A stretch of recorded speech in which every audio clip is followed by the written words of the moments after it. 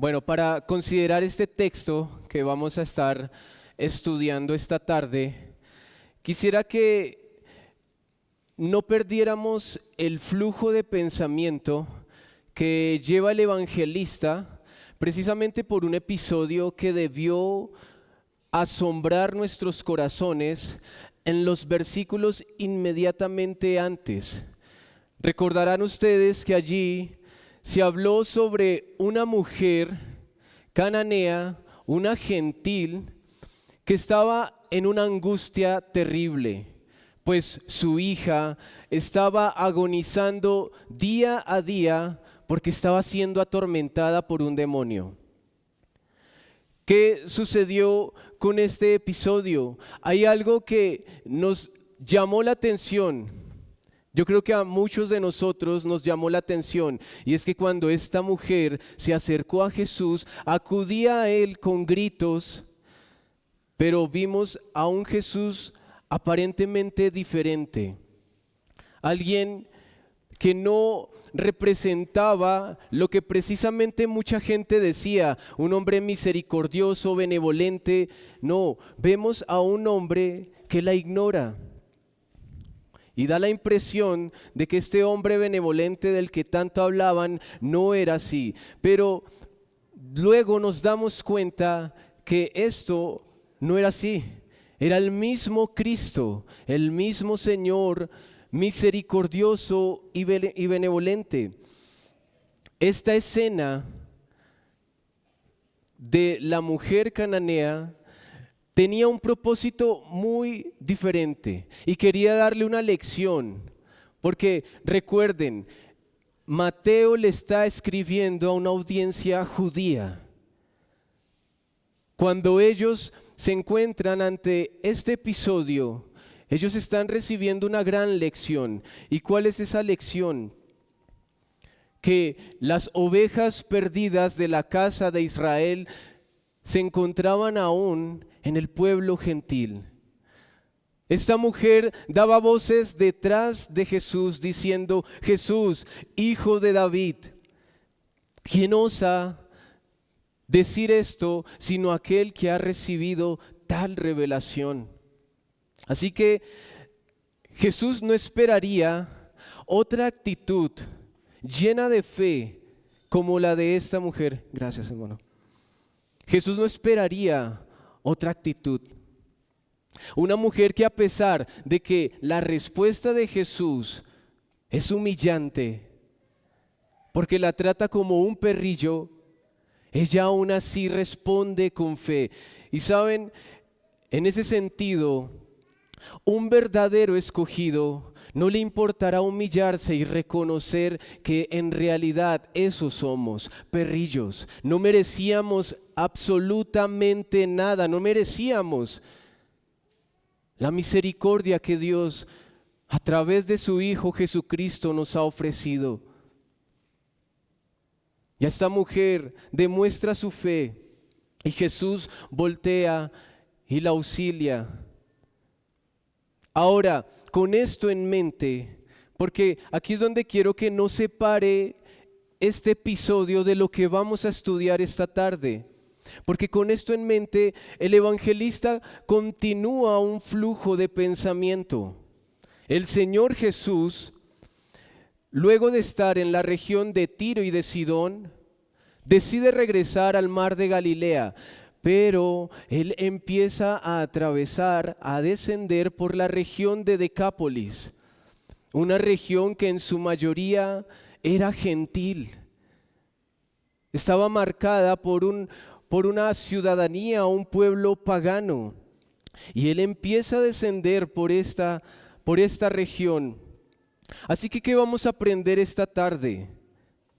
En primer lugar, veremos que unas cuantas migajas no eran las que estaban preparadas para los gentiles. Muchos gentiles acuden a Cristo en el episodio que acabamos de leer. Y vamos a ver otro aspecto importante, y es que al final toda la gloria siempre es para Dios. Toda la gloria es para el Señor. Vamos a dividir el pasaje que vamos a estudiar hoy en 3 escenas. Y estas escenas son las siguientes. La primera escena que vemos aquí es a Cristo sentado, atento a la necesidad. La segunda escena que vemos es que muchos acuden a Cristo y son arrojados a sus pies. Y finalmente, la escena principal, el clímax de esta historia es que al final todos reconocen al Dios de Israel. Y sumémosle que por los hechos de Cristo. Así que avancemos en nuestro pasaje y vemos allí nuestra primera escena en el versículo 29. Si quiere, léalo nuevamente conmigo. Dice: pasó Jesús de allí y vino junto al mar de Galilea, y subiendo al monte se sentó allí. Esta es la primera escena. Tenemos al Señor Jesús sentado a la orilla del mar de Galilea, en este monte. Y démonos cuenta de algo: los evangelistas tenían una característica muy similar, y era que presentaban al Señor Jesús como ese hombre humilde, sencillo. Desde su nacimiento vemos que se nos describe que creció en un establo, tuvo una vida austera, no pertenecía a ninguna familia de renombre, era hijo de un carpintero. Y tenemos en la descripción que hacen estos evangelios a un Cristo entregado a ese ministerio. Si no lo puede notar, mire un mapa del mar de Galilea y la región de Tiro y Sidón, y notará la gran distancia que hay de un lado al otro. Y Jesús hizo ese recorrido yendo y viniendo. Así que vemos a Jesús sentado en esta orilla, en este monte, quizás porque quiso descansar un poco. Pero hay una característica también que nos muestran los evangelios, y es que Jesús, siempre que quería meditar, orar, Él se apartaba y buscaba un lugar de estos. No podemos inferir acertadamente el Señor Jesús por qué llegó y se sentó en ese monte. Pero lo que quiero resaltar es esa humildad del Señor. ¿Quién iba a pensar que este hombre sentado en un monte, no estaba sentado en ningún trono, estaba sentado en un monte? ¿Quién iba a pensar que era el Señor, el dueño del universo? Que en Él habitaba la deidad, Dios mismo, la esencia de Dios. ¿Quién iba a pensar eso? Esa presentación solamente nos la muestran los evangelios, y el Señor Jesús lo confirma, porque Él dijo: yo no vine para ser servido, sino vine para servir. Así que un pueblo terco como los judíos, que esperaban a un Mesías en gran pompa, no pudieron reconocer a este Mesías, mientras que un pueblo gentil sí lo hizo. Y eso lo veremos en el segundo episodio, en la segunda escena. Pero déjeme también mostrarle algo muy interesante que llamó mucho mi atención mientras estudiaba este pasaje. Tienen que tener en cuenta, como ya les dije, que cada evangelista tiene un propósito. Le escribe a una audiencia en particular. Cuando uno lee el Evangelio de Mateo y llega a este episodio, parece ser que este episodio marca la cúspide del ministerio del Señor Jesús. ¿A qué hago referencia? En este episodio el Señor Jesús es la última vez que va a hacer una sanidad para multitudes. A partir de este episodio, usted va a notar en el Evangelio de Mateo que solamente se describen 2 milagros más. Esta es la cúspide del Señor y muchos comentaristas concuerdan en que la mayoría de personas que estaban ahí en este episodio eran gentiles. Esto me mostraba aún algo, y era ver cómo el Señor, antes de empezar a finalizar su ministerio, acudió al pueblo gentil, a una gran multitud. Nosotros también estábamos en estos planes, porque a partir de este momento usted va a notar, y lo vamos a empezar a ver a medida que avancemos en el estudio de Mateo, a partir de este momento el Señor explícitamente va a empezar a hablar sobre su muerte y se va a empezar a dirigir hacia Jerusalén.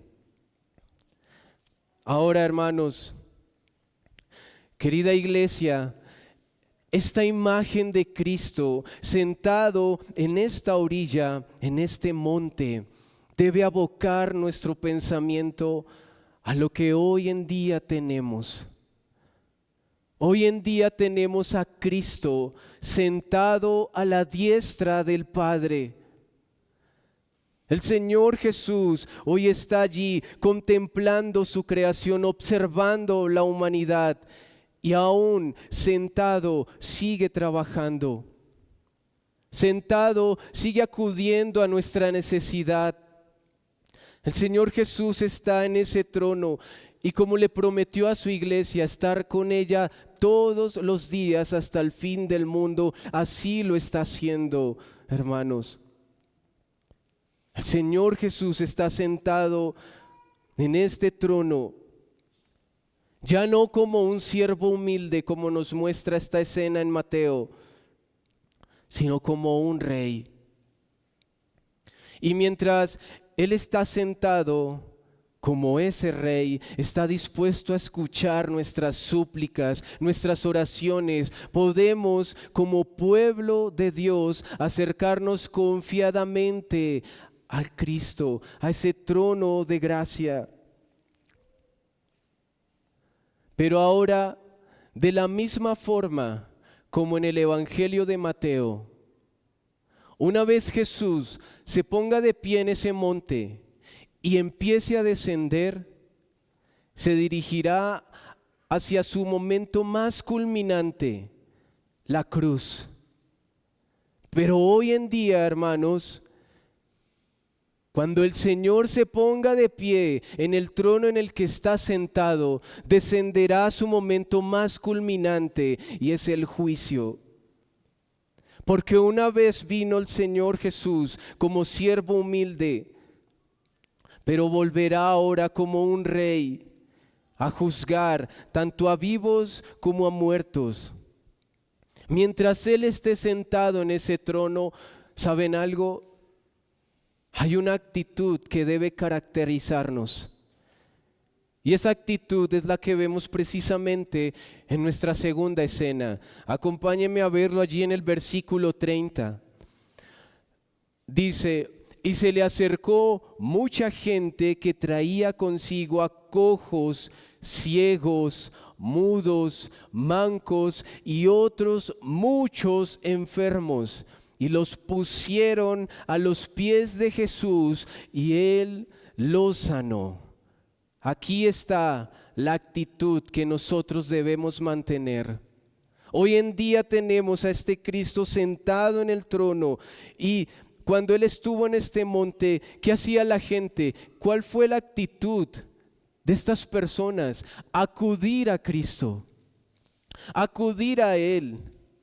Y ustedes pueden notar que dicen, y los pusieron a sus pies. Pero esta escena yo la llamé: acuden y son arrojados a los pies de Cristo. ¿Saben por qué? Porque la palabra literalmente en el griego significa que eran arrojados, eran empujados, botados a los pies de Cristo estos enfermos. Tal vez eran arrojados por la urgencia que tenían de que fueran sanados. Tal vez porque algunos mientras ascendían por ese monte ya estaban cansados y no podían sostener a estos enfermos más y los botaban, literalmente los botaban a los pies de Cristo. Pero así como esta mujer que les comenté al principio, como esta mujer cananea, lo único que tenía esta mujer era Cristo, y que pasara por aquella región fue su mayor milagro. Para estas multitudes fue similar. Ver a Cristo ahí, en esa región, para ellos fue algo espectacular. Poder acudir al Señor allí sentado. Lo único que les quedaba y lo único que realmente tenía esta gente era a Cristo. Ahora, cuando uno llega a estos relatos, uno lee nuevamente que el Señor Jesús hizo estas sanidades. Y tal vez ya habíamos leído anteriormente otros muy similares. Y saben, hay algo que pasa y es un problema no con la Biblia, sino con nosotros. El problema de que hacemos común este tipo de registros en la Escritura. Llegamos acá y decimos, bueno, el Señor Jesús haciendo otra vez sanidades. Pero tenemos que darnos cuenta que si está escrito ahí, hermanos, hay algo que el Señor está mostrando a través de estos hechos que están aconteciendo en ese momento. El Señor Jesús está aquí haciendo sanidades, pero eso no debe hacernos perder el interés y la atención de qué es lo que está pasando en este episodio, qué lo hace diferente de otro que acabamos de ver hace unos capítulos atrás. Así que ya les he indicado algo que hace la diferencia en este texto, y es la región donde se encuentra el Señor. Pero ahora déjeme ilustrarle un poco más esta escena, porque esta escena tiene una fuerza impresionante, hermanos. Déjeme ilustrársela, ponerla en su mente, que usted pueda tener mayor claridad de qué es lo que está sucediendo aquí. Estamos leyendo unos milagros, y cuando lo leemos, ¿usted qué pensó cuando leyó esta parte, este pasaje? ¿Se abrieron sus ojos, se asombraron o simplemente, bueno, ya la he leído? ¿Cuál fue su actitud? ¿Su corazón cómo percibió el momento de leer esto que sucedió?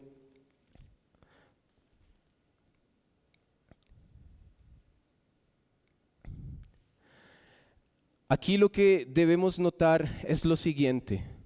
Muchas multitudes empezaron a acudir al Señor, muchos estaban enfermos y muchos de ellos, perdónenme hacer ese hincapié, muchos de ellos no podían hacerlo en sus propias fuerzas. No podían subir este monte. Tan solo imagínense al paralítico, el ciego. ¿Cómo podía subir? Muchas personas con muchas dolencias no podían hacerlo, así que esperaban la benevolencia o la misericordia de algún hermano, de algún familiar, de algún amigo que los subiera. Hasta saben, muy posiblemente alguno de ellos hasta pagaron para que los subieran hacia donde estaba Cristo. Tal vez por eso la actitud de algunos de desprecio, lo subí por unas cuantas monedas y lo botaban ahí a los pies de Cristo. Pero resulta que cuando llegan allá al monte donde Jesús está sentado, la escena es la siguiente: mucha gente gritando, mucha gente batiendo sus brazos, diciendo, Señor, sánanos. Vemos a muchos revolcándose ahí a los pies de Cristo por su dolor, por lo que está sucediendo en ese momento. Tal vez es su última oportunidad. Perdió dinero con curanderos, con exorcistas, pero ve allí al Señor Jesús y es su última oportunidad. Está ahí a los pies del Señor. Pero hay una escena que yo quiero ilustrarles de cómo esto impacta mucho más. Y es ver a un hombre sordo,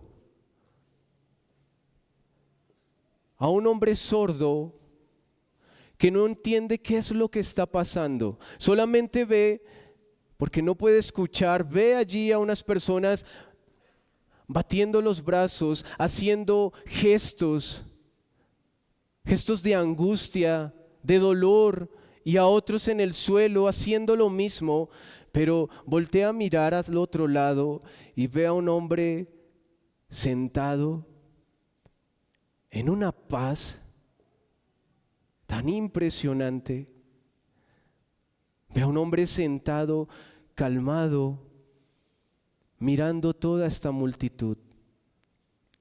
Y este sordo no entiende qué es lo que está pasando, pero de repente ciertas señales empieza a percibir sus oídos, algo que nunca había sentido antes.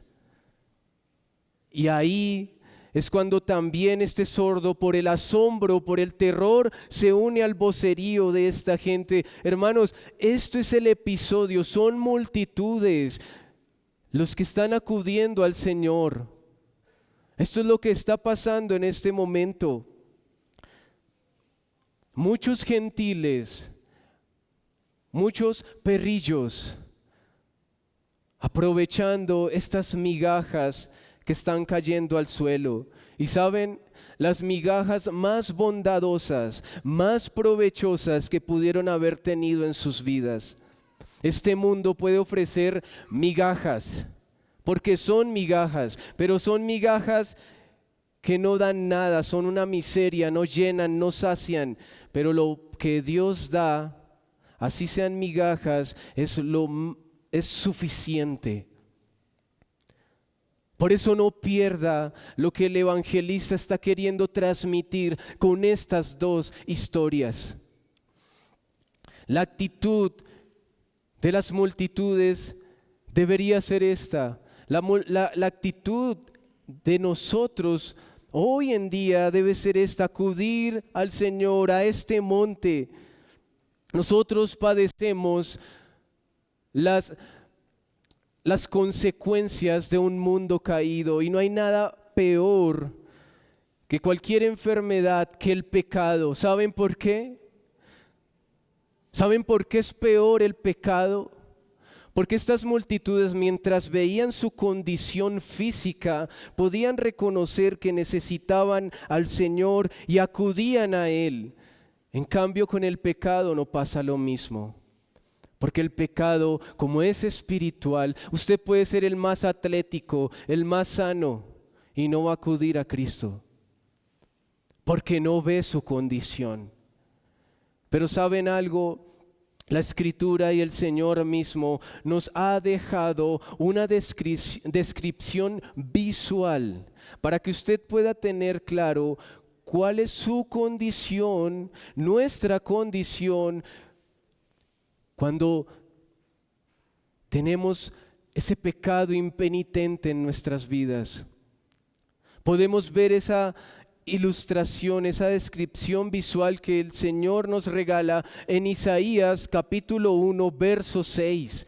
Voy a leerlo para ustedes. Isaías capítulo 1, verso 6 dice: desde la planta del pie hasta la cabeza, no hay en él cosa sana, sino miren lo que hay, dice, sino herida, hinchazón y una llaga podrida. Porque no están curadas, no están vendadas, ni suavizadas con aceite. En esto el hombre se ha transformado por su pecado.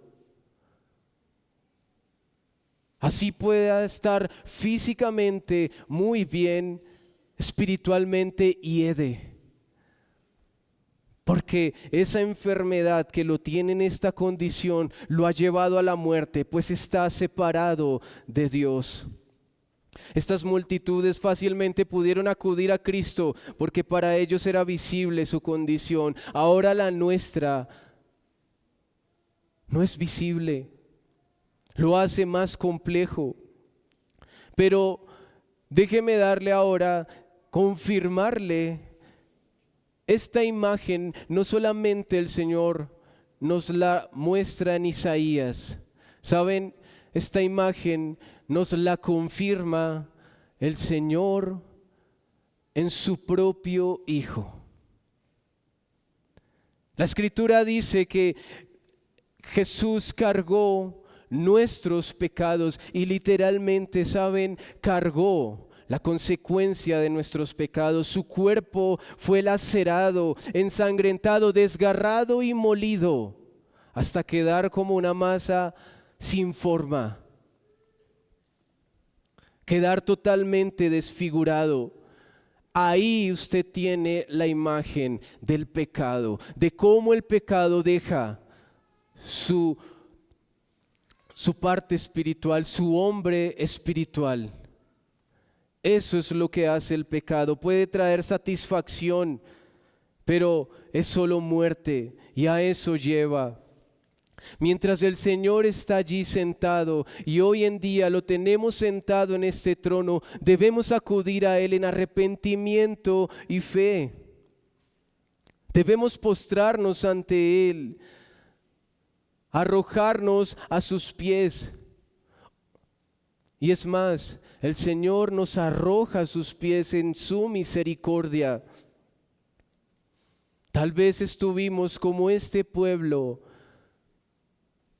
o como este sordo, o aún como este ciego que estuvo en medio de esta historia. De un momento a otro fueron abiertos nuestros oídos y escuchamos el Evangelio.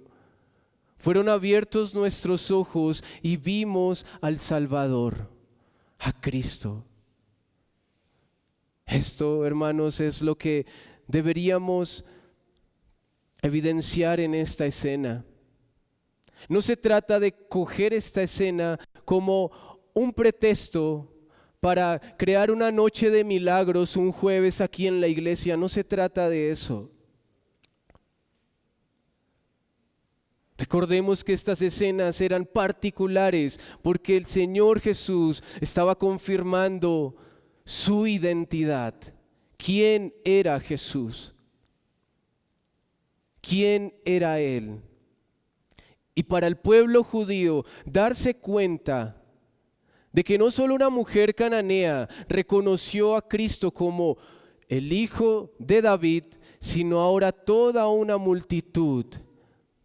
Esto debió llegar a lo más profundo de sus corazones, porque ahora veamos nuestra última escena, nuestro último episodio, que es el clímax de todo lo que está sucediendo. Versículo 31 dice: de manera que la multitud se maravillaba, viendo a los mudos hablar, a los mancos sanados, a los cojos andar y a los ciegos ver, y glorificaban al Dios de Israel. En esto desemboca toda esta historia. Y saben, nuestras vidas fueron hechas para eso, para glorificar a Dios. Ese es el propósito de nuestras vidas. Al final, Dios siempre tendrá toda la gloria. Él se glorificará con los que sana, a los que rescata, a los que salva. Él se glorifica en ellos por su misericordia. Y se glorifica también aún con aquellos que no se salvan. Saben, con los que se pierden también hay gloria para Dios, porque hay gloria en su justicia. Al final siempre la gloria es para el Señor. Y vemos a este pueblo, y acá esto confirma que la mayoría de personas, la mayoría de esta multitud, si no toda, eran gentiles, por cómo termina esta frase. Dice, y glorificaban al Dios de Israel. Esta frase la podemos encontrar en el Antiguo Testamento de otra forma.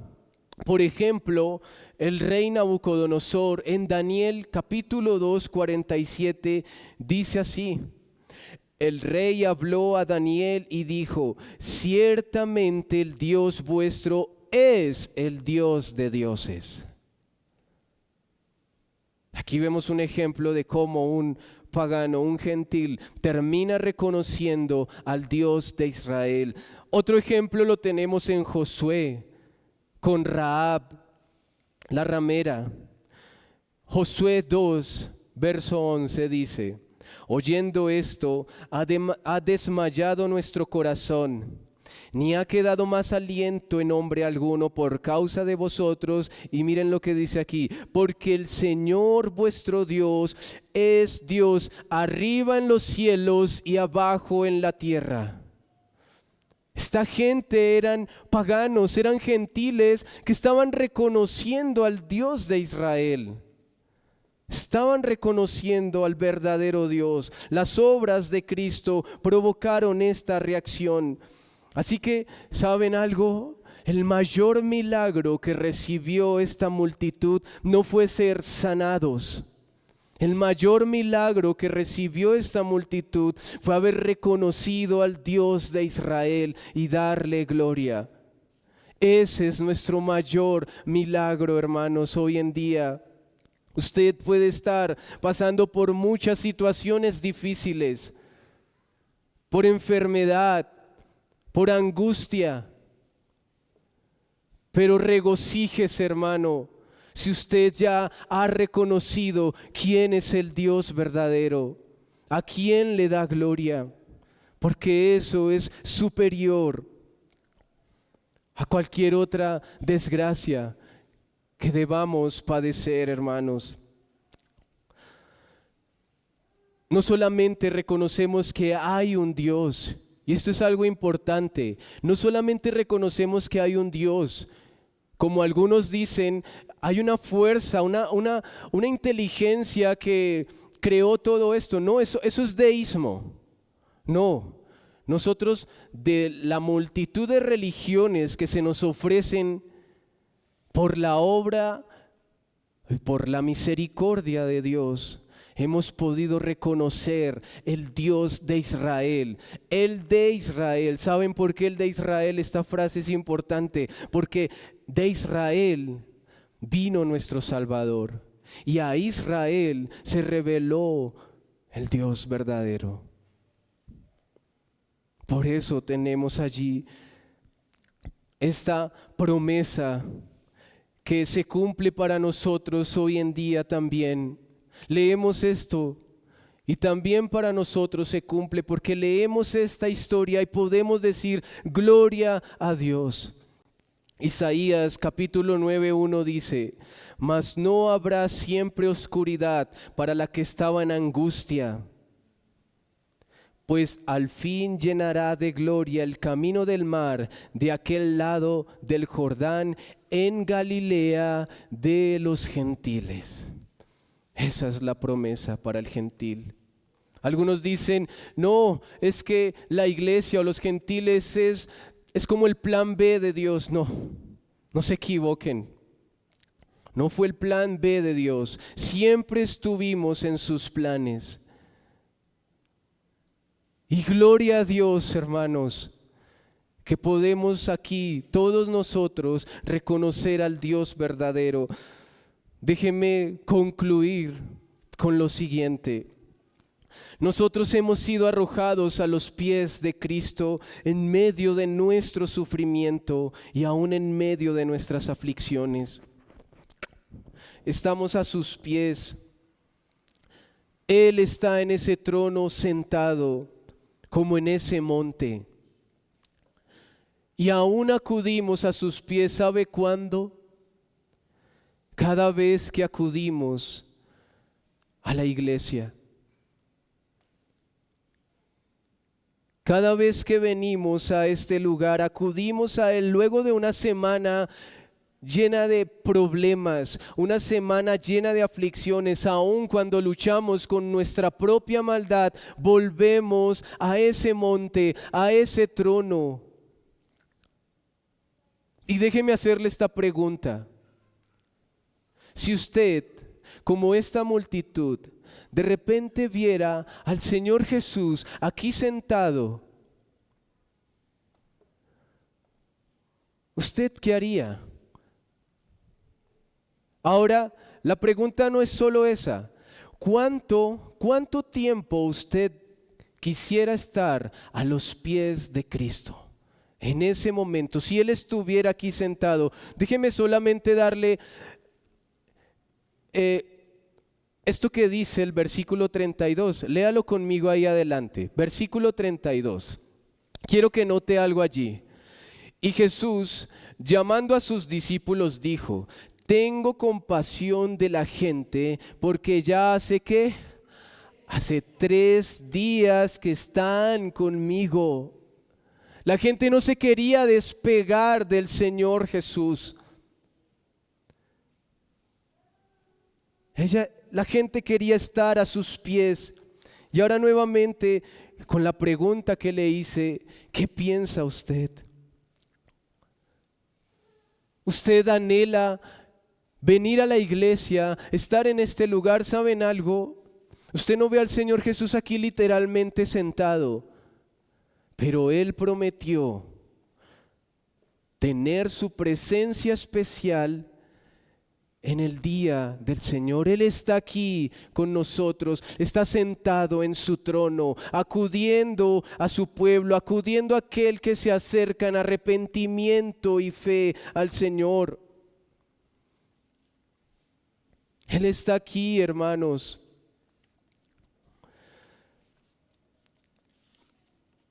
Él está y usted lo puede encontrar, acercarse a ese trono de gracia, aun cuando se acerca a usted en oración, en su devoción personal. Usted acude al Señor, reconoce su condición, se da cuenta de que lo necesita. Ahora déjeme ser más incisivo con lo siguiente. Tal vez será un poco incómodo, pero esto que voy a decir es para aquel que todavía sigue dando largas para comprometerse con el Señor. Aquel que todavía piensa, quiero disfrutar un poco la vida. Aquel que todavía no se arrepiente, que tal vez está aquí porque lo arrojaron literalmente a la iglesia. Está forzado a venir a este lugar. Está escéptico cada vez que viene a este lugar. A usted le digo lo siguiente: el Señor, cuando obra, al final todos van a reconocer quién es el Señor. Y ¿saben algo? Al final no va a quedar ni un ateo, porque todos van a creer y van a dar gloria al que es, van a reconocer al que es. Pero aquí lo complejo es lo siguiente. Lo complejo es lo siguiente. Si usted no aprovecha para reconocer al Dios de Israel cuando Él esté sentado en este trono, mientras Él permanezca sentado en este trono, una vez Él se ponga de pie, ya es demasiado tarde. Lo tendrá que reconocer, pero en el infierno. Spurgeon tuvo una frase al respecto y decía lo siguiente: porque aquel que no me descubra en mis obras de benevolencia sabrá de mí por mis hechos de venganza. Mientras Él esté sentado en este trono, hermanos, tenemos todavía oportunidad de acercarnos y arrojarnos a sus pies y arrepentirnos. Porque al final Dios será glorificado, y para que en el nombre de Jesús, miren lo que dice este texto, en el nombre de Jesús, toda rodilla se doble, al final todos lo harán, en los cielos, en la tierra y debajo de la tierra, y toda lengua confiese que Jesucristo es el Señor, para la gloria de Dios Padre. Toda la gloria al final será para el Señor. Solamente usted piense si va a darle esta gloria al Señor, porque lo ha reconocido como su Salvador, o le dará gloria a Él cuando ya sea demasiado tarde. Acompáñenme en una oración, por favor. Amado Señor, gracias por tu palabra. Gracias porque solamente tú, Señor, conoces nuestra verdadera condición. Nosotros nos podemos estar engañando, podemos estar pensando que estamos en una buena forma y condición aún espiritual, pero solamente tú lo conoces. Tú estás allí sentado en este trono y te rogamos, nos permitas acceder, reconociendo que somos pecadores, reconociendo que necesitamos de ti en nuestras aflicciones, en nuestras dificultades, pero peor aún, en nuestra lucha con el pecado. Señor, ten misericordia de nosotros para que al final podamos darte gloria y reconocer al verdadero Dios, al Dios de Israel. Damos gracias por tu palabra. En el nombre de Jesús hemos orado. Amén.